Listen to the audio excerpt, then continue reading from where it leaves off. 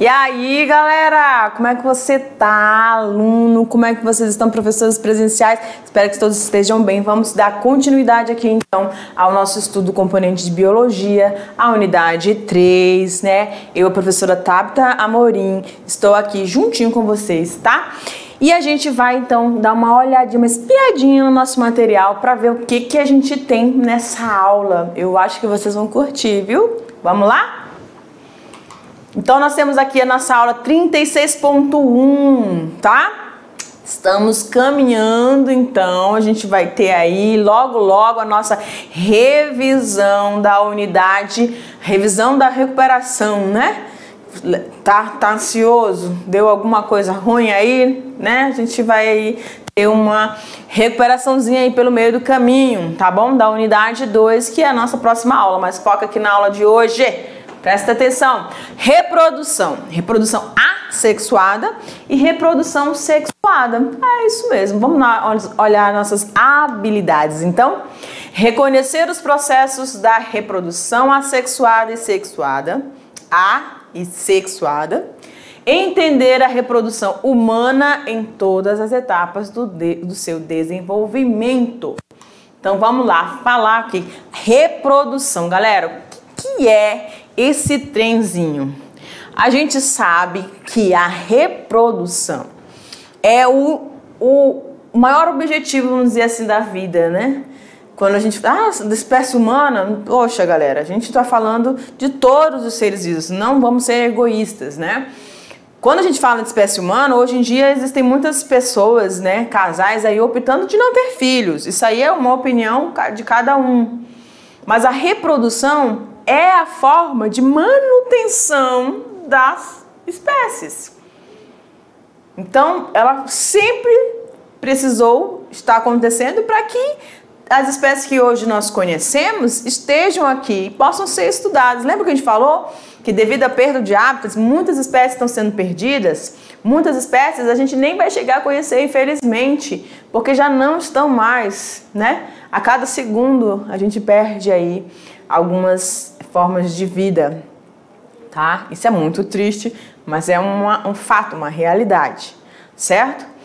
Então, a reprodução, galera, a gente tem esses dois tipos, assexuada e sexuada. E na aula de hoje, você com certeza vai sair daqui sabendo exatamente quem são e diferenciá-las em cada grupo de ser vivo. Tá ok? Vamos lá? A reprodução é uma das características que diferem os seres inanimados dos seres vivos, né?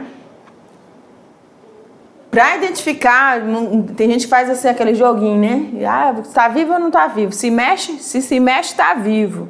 Mas aí a gente diz aqui, né? Se reproduziu, é um ser vivo. Por quê? Porque tá gerando um outro ser.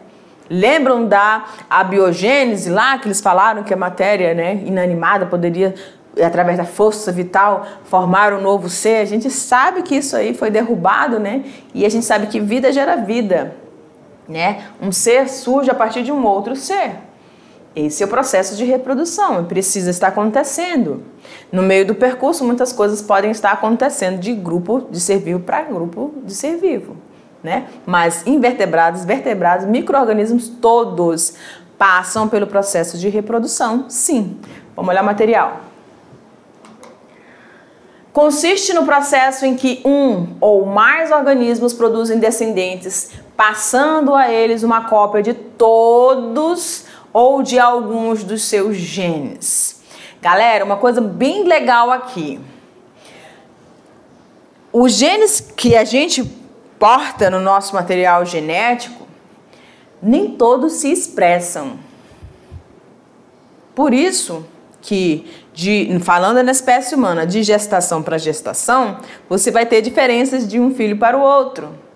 Por quê? Porque eu vou ter manifestações de genes diferentes, que vão gerar características diferentes. Olha que legal, né? Então você tem muitos genes, você não vai conseguir expressar todos eles em você, de uma só vez. E aí nos seus descendentes, cada gestação você vai ter, então, essa possibilidade, se tratando da espécie humana, tá bom? Você vai ter essa variedade aí, filhos totalmente diferentes, um gordinho, outro magrinho, outro alto, outro baixo, um de olhos claros, outro de olhos escuros, né? Tá certo? Vamos lá. A reprodução é imprescindível para a manutenção das espécies. Óbvio, se parar de se reproduzir, galera, não vai ter, como a gente falou lá no início. Parou de se reproduzir, como é que eu vou ter essa espécie? Todo mundo no planeta decide parar de se reproduzir, acabou. Depois que esse morreu, já foi, não tem mais. Né? Olha a importância, então, desse processo que está acontecendo. Por isso ele ocorre em todos os seres vivos, em todos os grupos. Vamos lá, seguindo? Então a gente vai focar então agora na reprodução assexuada e sexuada. Lembrando que esse prefixo aí, a, ele vai identificar aí uma negação, uma ausência de alguma coisa, tá bom? Então nós vamos ter a reprodução assexuada e reprodução sexuada. Tem gente que vai estudar aí sexuada e falar, que tem sexuada é que tem sexo. Não, né? Quando a gente fala de espécie humana, obviamente isso cabe, mas nem todos vão passar por essa atividade, tá bom? Vamos se ligar então no material? Ok, assexuada e sexuada. Reprodução então agora especificamente das reproduções assexuadas. Quais são esses tipos, galera? Então a gente vai ter a estrobilização, a regeneração, fragmentação, bipartição ou cisparidade, tá? Propagação vegetativa, brotamento ou gemiparidade. Então, todos esses aqui que a gente está falando, né, elencou aí para vocês, são processos reprodutivos assexuados. Prof, mas o que é mesmo esse trem de reprodução assexuado? São tipos de reproduções, vamos dizer assim, mais simples, menos complexos, né? Vamos dizer, menos complexos, onde vários grupos de seres vivos vão estar realizando, pode ser um vegetal, pode ser uma alga, uma bactéria, pode ser um fungo, tá bom? E esses organismos, né, vão então estar gerando descendentes, unicamente eles gerando um outro, sem a participação de um outro ser. Além disso, na reprodução assexuada, você não vai ter a palavrinha gametas. Lembram dos gametas? Sim, a espécie humana, nós temos gametas que a gente sabe muito bem que são os espermatozoides e os óvulos, né? Espermatozoides masculinos e os óvulos, né, femininos. Tá bom? Durante a aula a gente vai falar um pouquinho ainda mais sobre isso aí, de algumas interferências, diferenças aí entre animais, entre plantas, tá bom? Mas então não existe na reprodução assexuada a questão de gametas, você não vai ter essa palavrinha quando você fala de assexuado. Vamos seguir? Então, na reprodução assexuada, um único indivíduo dá origem a um ou mais descendentes. Por tal motivo, eles são geneticamente idênticos aos seus genitores. Ok, normalmente são clones. Porém, podem acontecer eventos que a gente não tem como controlar. Que eventos são esses, professor? Terremoto, maremoto? Calma, não é isso. Vamos lá olhar material. Embora possam ocorrer mutações e variações fenotípicas, tá? Então, mutações podem estar acontecendo, né? E aí, alterações fenotípicas. Fenotípicas, pessoal, professor, o que seria isso? Nós temos aí características genotípicas e fenotípicas. Genotípicas está relacionada aos genes, assim, então, a questão do material genético. Fenotípicas é aquilo que eu vou manifestar, o tipo de cabelo, a cor da pele, tá bom? Mas que é controlado pela questão genotípica, tá bom? Mas lá pra frente, aluno da mediação, você vai estar estudando isso aí. Segura aí, vamos lá. Continuando então. Entre os animais, geralmente os invertebrados, um tipo de reprodução assexuada é comum. Que reprodução é essa? Chamada de brotamento ou gemiparidade. Quem que nós temos aí nessa imagem, galera? Pode colocar. Nós temos aí uma esponja, tá? Um porífero. Olha só que bonitinho, né? Eu amo o design dos poríferos. Você tem aí, ó. Olha o formatozinho dele, né? Parece um jarro, né, galera? Eita, a coordenação da prof tá ótima. Parece um jarrozinho, olha que lindo. Ô, menino, sai daí. Aí, olha que lindinho, né? Então, os poríferos, eles têm essa abertura, né, lá em cima. E aí, quando a gente fala de reprodução por gemiparidade ou brotamento, olha que legal. Essas células aqui vão se diferenciar, meu Deus, vão se diferenciando, formando o broto. Esse broto vai se tornar cada vez mais pesado para esse primeiro indivíduo. E o que vai acontecer? Ele vai se desprender e vai cair. E aí ele vai formar um novo indivíduo até chegar à parte adulta. Tá bom? Então é um processo onde você tem brotamento ou gemiparidade, você tem a partir de células da parte externa do corpo desses animais, vai começar a se diferenciar, e aí você vai ter então a formação desse broto, e esse broto se desprende, e aí ao cair no ambiente propício aí para o seu desenvolvimento, vai acabar formando uma nova esponja, tá bom? Bem tranquilo aí nesse processo de reprodução de quem? Das esponjas, que são poríferos. Organismos são animais, né, galera? São animais, vivem lá no fundo do mar, tá bom? Vamos seguindo. Ou também você vai ter a fissão, né? Caso em que o corpo do animal se parte e cada um dos pedaços vai se regenerar independentemente, dando origem a novos indivíduos. Então aqui na imagem, pode deixar, na imagem você tem aí então um paramécio, né, que é um protozoário ciliado ali. Ele vai então, tá aqui ele, né, cheio de cíliozinhos, e ele vai ter então a duplicação do seu material genético. E aí você vai ter a formação dos desmossomos aqui, ó, essas entradinhas aqui. Ou seja, são as invaginações da questão citoplasmática. Tá aqui, ó. E aí você vai ter primeiramente a duplicação, depois a formação dos mesossomas, ou seja, essa separação citoplasmática até formar dois novos indivíduos. Tá aqui um e o segundo indivíduo, tá bom? Chamado de fissão, mas também pode ser chamado de quê, professora? Bipartição, tá? Ou cisciparidade, é tudo junto, tudo igual. Fissão, cisciparidade e bipartição, tá tudo aí.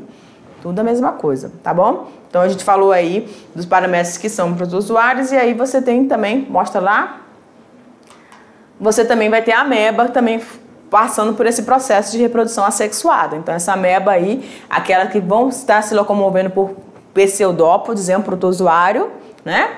E aí vai duplicar o seu material genético, DNA, e depois vai ter aí a formação dessas invaginações para separar a sua estrutura em dois novos organismos. Certinho? Galera, a bipartição, cisciparidade ou fissão, ela pode estar acontecendo tanto nos organismos eucarióticos, tá? Quanto nos procariontes, certo? A gente está falando aí de ameba, de paramécios, protozoários, né? Que são eucariontes, tá bom? Mas os procariontes também passam por esse processo. Vamos olhar lá. A reprodução assexuada por bipartição também ocorre nos procariontes, mas sem o processo da mitose. Então, olha aqui um ponto de destaque dessa aula. Então, o processo cisciparidade, bipartição ou fissão binária, ela vai estar acontecendo tanto para eucariontes quanto para procariontes. Só que no caso dos procariontes, você não tem isso através do processo de mitose. O que vai acontecer? Essa célula, nos procariontes, elas têm um aumento do seu volume, vai acontecer uma modificação do material genético, a duplicação do seu material genético e posteriormente essa formação de dois novos organismos, mas esse processo não é por mitose, tá bom? Vamos seguindo? Então, como é que isso acontece? O DNA se autoduplica e a célula aumenta de tamanho antes de dividir-se em duas partes. Olha ali a imagem, então, que você tem. Então, você tem a bactéria A. No B, você tem a duplicação do material genético, DNA bacteriano, tá? Aí você vai ter ali, ó, estrangulamento, né? A invaginação, tá? E a formação agora de duas novas células na imagem E ali, tá bom? Então não se esqueça, a bipartição, cisparidade vai acontecer tanto em um quanto o outro, tanto no eucariontes quanto no procariontes. Porém, nos procariontes não é por processo de mitose como acontece nos eucariontes. Tranquilo? Seguindo. Muitas algas, plantas e fungos reproduzem-se por esporulação. O que é isso, prof? Você vai ter então a formação de pequenas estruturas reprodutivas que são os esporos. Esses esporos, ao cair em determinado ambiente propício, se tratando dos fungos, tá? Que as algas também podem realizar esse processo. Se você tiver, esses esporos caindo no ambiente, você pode ter então a proliferação, ou seja, o desenvolvimento de novos fungos a partir desses esporos. Por isso é chamado de esporulação. Então é muito rápido também, porque você tem de um único organismo, ele pode formar o esporângio, né? E liberar inúmeros esporos. E aí cada um deles vai gerar um novo fungo, né? Se tratando dos fungos, tá bom? É um processo também assexuado aí presente nesses organismos vivos. Vamos continuar? Há animais que se reproduzem por estrobilização, que é a fragmentação transversal. Foco aqui para essa palavra, tá, galera? É uma fragmentação transversal do corpo em vários outros indivíduos iguais. E aqui a gente tem, tá, esse pólipozinho desse selenterado ou quinidário, tá? E aqui você tem o processo acontecendo. Então você vai ter a fragmentação do corpo. Olha aqui, ó, cada um desses fragmentos. O corpo dele se fragmentou. E no caso da esterilização nos selenterados, né, os quinidários, você vai ter a formação dessa estrutura aqui, ó, elas vão se desprender. Isso aqui vai formar as medusas, porque na forma de pólipo, tá? Os quinidários estão presos aí no substrato, certo? E pode acontecer também esse processo aqui de formação de estrobilização, que é essa fragmentação transversal no corpo, formando as medusas. Tá bom? Que consegue ter a capacidade de locomoção. Na forma de pólipo, não, a gente vai ver isso aí mais pra frente também. Não agora no primeiro ano, tá bom? Mas vamos seguindo.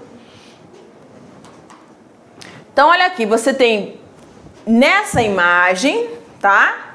Você tem um pólipo fixo aqui, sofrendo um tipo de reprodução, e você tem esse outro pólipo aqui sofrendo esse outro processo. Então, nós temos aqui, tanto os selenterado podem se reproduzir tanto por brotamento, como pelo processo de estrobilização. E aí eles vão formar as medusas. Cada uma dessas estruturas, cada uma dessa fragmentação do corpo desse selenterado vai formar a medusa, que é chamada, né, uma larvazinha chamada de éfira, tá bom?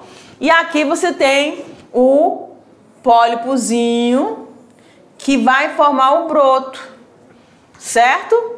E aí esse broto se desprende, cai no substrato e aí vai gerar uma nova, né? Um novo pólipo aí desse selenterado. Lindo, maravilhoso. Ficou igualzinho, né, gente? Ok. Então tá aí. No selenterado você pode ter os dois processos de reprodução.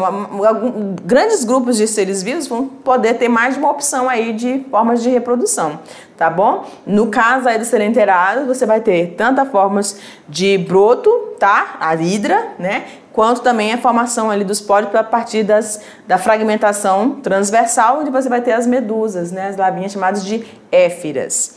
Tranquilo? Vamos seguindo? Vamos lá.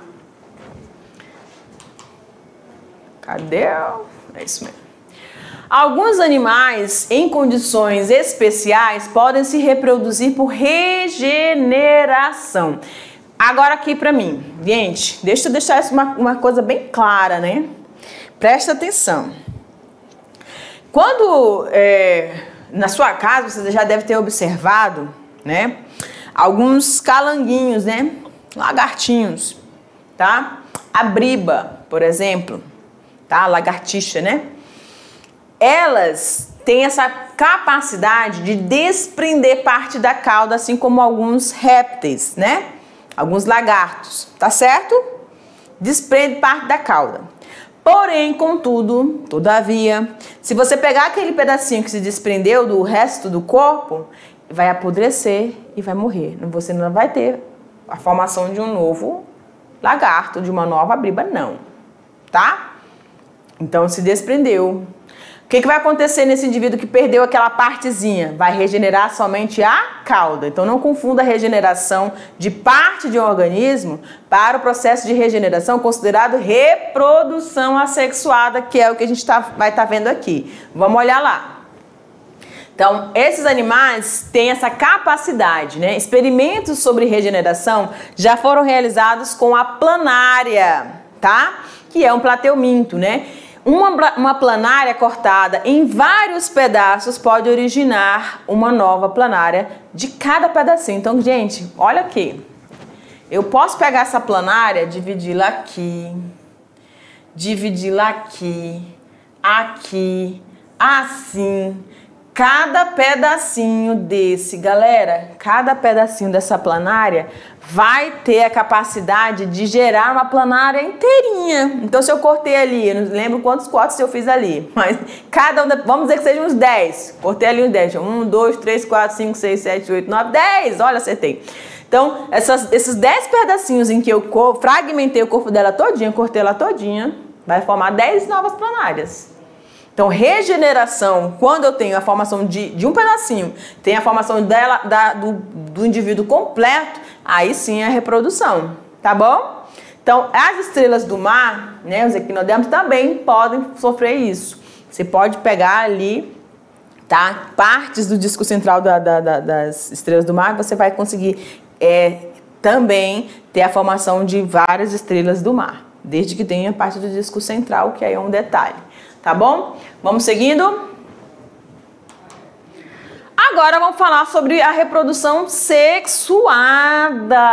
Eita, vamos lá então, né? Reprodução sexuada é só que tem sexo? Não, pelo amor de Deus, não. Tá? Existem algumas atividades na reprodução sexuada onde você vai ter os encontros de gametas sem cópula. Sem cópula, né? A gente fala sexo na espécie humana, cópula nas espécies seres outros animais, tá bom? Vamos seguindo? Então, ocorre a partir da união de gametas. Lembra que a gente falou, quando você vê a palavrinha gametas, você jamais pode associá-las à reprodução assexuada, porque não tem formação de gametas. Você só vai ter gametas na reprodução sexuada. Gametas sexuada, assexuada, um organismo gerando outros organismos idênticos, tá bom? Com algumas situações aí de mutações. Perfeito? Vamos seguindo. Geralmente, metade das características dos descendentes é oriunda do gameta masculino e a outra metade do feminino. Então, nós vamos ter 50% de um, 50% de outro. Lembra do cariótipo? Da aula que a gente falou ali, que a gente mostrou o cariótipo? Que aí você tem os parezinhos de cromossomos. Aquilo ali era da espécie humana, né? Então, você vai ter ali os 23 pares que vão estar, obviamente, formando um total de 46 cromossomos. Lembram disso, não é? Então, quando a gente fala de gametas, as nossas células do nosso corpo têm 46 cromossomos. Quando a gente fala de gametas, vai ser a metade. Por quê? Porque a minha metade vai se unir à metade presente no gameta da espécie masculina para formar um novo indivíduo, também com 46 cromossomos. Ficou ligado? Não tem dúvida em relação a isso, né? Então vamos lá, olhando o material aí. tem como uma de suas vantagens a variabilidade genética, visto que os gametas de um mesmo indivíduo apresentam-se distintos entre si. Então, quando acontece a reprodução sexuada, que eu tenho a fusão desses gametas, chamado, processo de fecundação, agora eu vou ter aqui a mistura, uma misturinha boa aí, e vai me permitir uma variabilidade genética. Isso vai favorecer o surgimento de características diferentes, que podem tornar esse indivíduo um pouco mais forte, mais resistente, enfim, tá? A variabilidade genética é interessante acontecer. Por isso esses eventos de mutações também ocorrem aí em relação aí à questão reprodutiva, tá bom? Seguindo. Nesse tipo reprodutivo, a fecundação pode ser tanto externa quanto interna. E nesse primeiro caso, externa, a quantidade de gametas produzidos pela geração parental tende a ser bem maior. Presta atenção. Na fecundação externa, na reprodução sexuada, então, com a fecundação externa, você vai estar liberando, esses organismos vão estar liberando seus gametas no ambiente. Galera, ali a gente tem a imagem de um anfíbio, mas existem também os peixes, tá? Que se reproduzem ali, fazem essa liberação dos seus ovos e espermatozoides na água, no ambiente onde é que eles estão inseridos. Olha a situação. Você já observou como se você tem costume de ficar próximos de rios ou visitar, enfim. Quando você está andando de barco no rio, se você joga qualquer coisa, o que acontece? Lá vem os peixinhos. Imagine esses animais ali no processo de reprodução, liberando os seus ovos na água. Logicamente que tem algumas técnicas, algumas espécies têm técnicas de defesa ali, mas eles vão estar vulneráveis. Então, por isso eles liberam muitos, tá? Muitos óvulos que vão ser fecundados por vários espermatozoides, porque nem todos eles, uma porcentagem muito pequena, vai estar sobrevivendo, tá bom? Então, por isso na fecundação externa, precisa estar sendo liberado bastante, tá? Vamos continuar? Organismos com reprodução sexuada podem receber as seguintes denominações de acordo com a complexidade da sua estrutura reprodutiva. Então, o que a gente vai ter aqui? Organismos dioicos. O que é isso? Olha que lindo esse casal de leões, Aqueles que apresentam sexos separados conforme o gênero. Gênero masculino, macho e fêmea. Então, os gêneros são macho e fêmea. Espécies dioicas. Nós, seres humanos, somos dioicos, porque nós temos a fêmea e temos o macho. E aí, através dessa reprodução, dessa relação sexual, você vai ter a formação de um novo indivíduo. Tá bom? Então, quando os sexos são separados, macho e fêmea, você tem uma espécie dioica. Seguindo. Agora, aqui você tem um exemplo, então, de uma espécie linda de anfíbio. Olha que lindo, gente. Isso aqui não é um sapo, tá, galera? Pelo amor de Deus. Isso aqui é uma rãzinha. Por quê, professora? Porque... eu tô vendo um dorso mais... Tá vendo um dorsozinho mais elevado? As rãs, elas têm essa característica de dorso um pouquinho mais elevado. E outra coisa que você pode observar que não tem... Credo... Você não tem as bolsas de veneno como nos sapos, tá? Então se trata de uma rãzinha. Ok, o que você pode observar aqui, ó? Na patinha anterior, ela tem 1, 2, 3, 4, tá? O que vai acontecer, galera? Olha aqui pra mim. Quando chega o período de reprodução dessa espécie, é um anuro, Os anuros, sapos, rãs, pererecas são anfíbios anuros, tá bom? Então, ali no nosso caso, você tem a rãzinha lá, chegou no momento dela de reprodução. Aí, o que acontece? O macho vocaliza.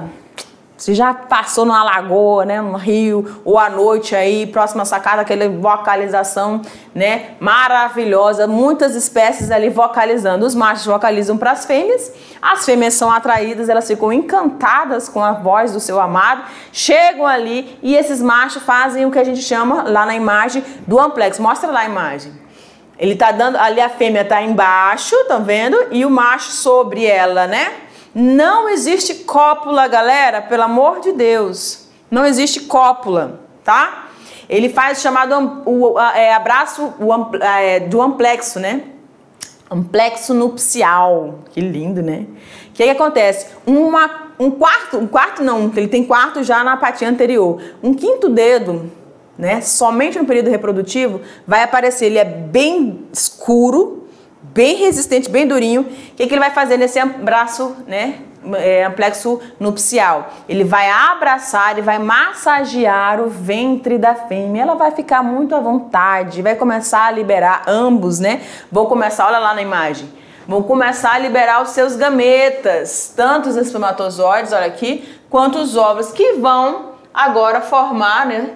Vai sofrer o processo de fecundação, formando aí os ovozinhos, formando então a lavazinha, que é o girino. Então, a lava dos anuros é o girino. Esse girino vai ter a formação das suas patas posteriores, depois as dianteiras, né, patas dianteiras, e depois você vai ter a diminuição dessa cauda, e aí você vai ter agora esse indivíduo tendo habilidades para o ambiente terrestre. Então, nesse estágio aí, ele está adaptado para a água. Então, no girino, eles vão respirar pelas brânquias. Depois, esses animais no ambiente terrestre vão ter respiração também cutânea e pulmonar, tá? Completando aí seu ciclo respiratório. Seguindo, vamos lá. Organismos monóicos. Lembram que os dioicos têm sexos, gêneros separados, macho e fêmeas. Nos monóicos, não. Você tem um indivíduo. Vamos lá. Aqueles que possuem os dois sexos, masculino e feminino, consequentemente, produzem os dois tipos de gametas da mesma unidade estrutural. São espécies chamadas de hermafroditas. A gente tem ali a imagem de um caracol, né? Ok, vamos seguindo. Alguns indivíduos monóicos se reproduzem por fecundação cruzada. Frisa aí, grava aí, marca aí no seu caderninho.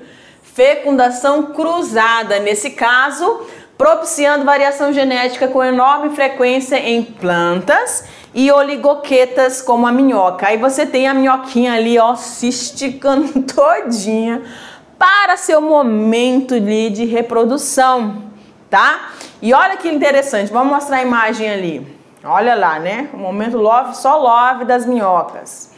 Mas aqui nessa imagem a gente consegue observar, tá? Ele tá aqui na parte da cabeça, aqui ó, eles estão em sentidos contrários. A cabeça de uma tá pra cá, a cabeça da outra tá pra cá. Vocês estão conseguindo observar, né? E aí, o que acontece? Ela tem essa região aqui, ó, que é o clitelo, tá vendo? De uma e da outra, né? E elas têm os locais onde vão ser transferidos, né, o espermiducto, tá?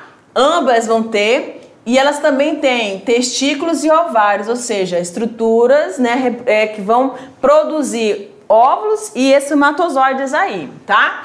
E aí, uma vai passar o seu espermatozoide para a outra, ok? Passou o espermatozoide, esse clitelo aqui, ele vai permitir uma secreção que vai unir toda essa região aqui, ó. Nessa extremidade eles precisam estar unidos para poder passar então o seu espermatozoide para outra. Ok, passou, o que vai acontecer? Olha só, pode deixar lá. O que vai acontecer? Esse clitelo vai produzir tipo um casulo. Esse casulo vai começar a deslizar, essa minhoca começa a deslizar para trás. E esse casulo vai então, tá, ser conduzido para a região anterior. E aí, quando ele passar aqui, ele vai receber os óvulos, esse casulo vai receber os óvulos, é tipo tem uma consistência gelatinosa.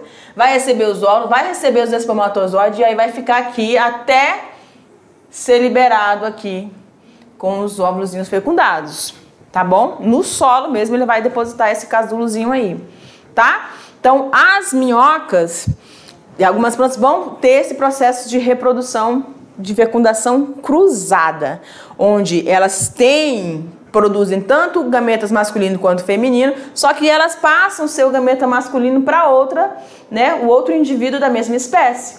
E aí isso faz com que haja uma variedade legal, né, de características aí, tá bom? Seguindo. Reprodução na espécie humana. Agora vamos falar de nós. Na espécie humana, a reprodução é sexuada dependendo, para tanto, da união de suas células, de duas células, o óvulo e o espermatozoide. Aluno da mediação tecnológica, presta atenção aqui em mim. Normalmente a gente vai encontrar, né, óvulo e espermatozoide, óvulo, óvulo, óvulo, óvulo. Mas a forma correta de se expressar em relação a essa estrutura é ovócito secundário, tá bom? Seguindo aí. Então, o espermatozoide são células produzidas por indivíduos do mesmo sexo masculino e são muito menores que os óvulos. Sua estrutura permite o máximo de eficiência durante o deslocamento para encontrar o óvulo utilizando uma cauda. Então, ele vai ter uma cabeça, olha a cabecinha dele aqui. Na região anterior, ele tem o acrossoma, que é fruto lá do complexo de Golgi, tá, gente? Tem uma estrutura mais dilatada aqui, cheia de mitocôndrias, que permite dar essa ativação, esse movimento para essa longa cauda aqui. Quando esse espermatozoide penetra no ovócito secundário, né, o óvulo, ele vai perder essa cauda aí. Então, as mitocôndrias que têm DNA, então o DNA mitocondrial dos espermatozoides não entra na célula, tá? Não entra. Só agora que tá lá no núcleo ali da parte da cabeça desse espermatozoide. Vamos seguindo. O óvulo. Os óvulos são muito maiores que os espermatozoides e são células imóveis produzidas pelos indivíduos do sexo feminino. Dentro do óvulo, eita, tá óculo ali. Dentro do óvulo há uma reserva de nutrientes que é o vitelo, tá? Que servem para o desenvolvimento do embrião, caso haja fecundação em um espermatozoide. Uma coisa curiosa aqui é o vitelo, então ele vai estar nutrindo, né, enquanto aí nessa fase de desenvolvimento. Quando a gente fala de organismos mamíferos placentários, a gente tem então a placenta, esse canal de comunicação, né? E aí você tem essa nutrição acontecendo. Então o vitelo em algumas espécies vai ser mais reduzida porque elas vão ter outras fontes. E agora as espécies que põem ovos, vai ter um vitelo maior porque ele vai passar um maior tempo. Mas isso é um detalhe para nossas próximas aulas. Seguindo. Então tá ali o óvulo, né, com o seu núcleo, citoplasma e a zona pelúcida. Então ele vai ter aí 2 ou 3 camadas, o óvulo ou ovócito secundário, vai ter essas camadas que precisam ser ultrapassadas pelo espermatozoide. E aí por isso que ele vai ter aquele acrossoma lá cheio de substâncias ali para poder ser conduzido e penetrar ali com muita bravura. Um espermatozoide fecunda um único ovócito. Não tem nada de 2 espermatozoides fecundando o óvulo. É um espermatozoide para um óvulo. Tá? E aí, professor, mas como é que formam os gêmeos? É outro assunto, galera. Calma. Vamos lá, seguindo. Aí, então, belíssimamente nós temos, né? Galera, olha que imagem show, né? Olha o ovócito. Parece uma lua, né, galera? Lindo. E o nosso... É nosso não, né? O espermatozoide masculino, tá? Com a sua longa cauda, lembra aqui a região cheia de mitocôndrias e aqui a cabecinha com a região do acrossoma, tá aqui em cima. Então, quando os espermatozoides, eles vão sendo direcionados, olha aqui, eles vão fazendo aquela corrida num processo, na espécie humana. Na ejaculação, o homem vai liberar ali inúmeras quantidades de espermatozoides que eles vão ficar correndo e para tentar chegar a encontrar o único objetivo na vida deles é encontrar o espermatozoide. Quando chega naquela cena ali, volta lá. Quando chega nesse momento aqui, ele tá doido para ficar aqui com o óvulo, né? O ovócito. E aí o que vai acontecer? Ele vai conseguir penetrar nas camadas, nas 3 camadas, para chegar aqui no centro, que é o núcleo, onde você vai ter a fusão, tá? Do núcleo do gameta masculino, espermatozoide, e o núcleo do gameta feminino, que é o óvulo ou ovócito secundário. Tá certo? Quando se fundem, lembrem que cada um carrega metade dos gametas, né? Metade dos cromossomos. Quando eles se fundem, agora você vai ter a formação de um novo organismo. E o que vai ser gerado a partir dessa fecundação chama-se de zigoto, tá bom? E aí começa um novo ciclo de vida, um novo ser surge. É isso aí, galera. Fico aqui com essa aula e eu te aguardo para dar continuidade no nosso assunto. Tchau, tchau!